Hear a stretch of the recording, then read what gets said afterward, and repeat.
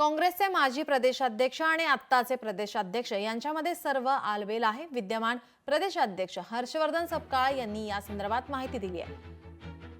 अगदी टोपण नावाने नाना पटोले संबोधतात। हर्षवर्धन सपकाळ यांनी लोकशाही मराठीच्या विशेष मुलाखतीत वक्तव्य केलंय। नाना आणि तुमचं नातं नेमकं कसं आहे?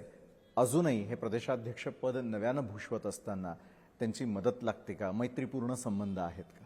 मी 27 वर्षांपूर्वी जिल्हा परिषदेचा अध्यक्ष होतो आणि नानाभाऊ तेव्हा पहिल्या वेळेस आमदार म्हणून निवडून आले होते आणि विलासराव देशमुख साहेबांच्या तेव्हा मुख्यमंत्री होते।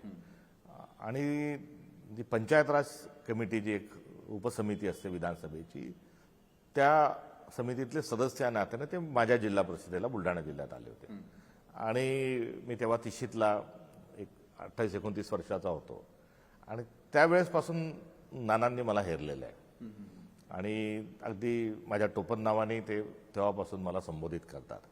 त्यामुळे नातं माझं जे टोपण नाव आहे बंटी, जे माझे सगळे मित्रमंडळी आणि त्याच याच्यात मी लहानचा मोठा झालो, क्रीडांगणावर गेलो, शहरात त्याच नावाने वाढलो। जिल्हा परिषद अध्यक्ष नसतं झालं तर माझं टोपण नाव पण बदललं नसतं।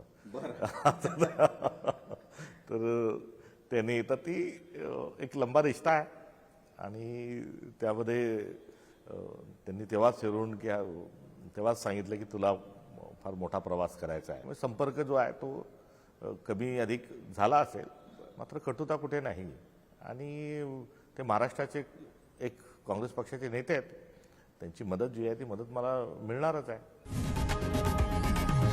लोकशाही मराठी ऐका, पहा, जागरूक रहा।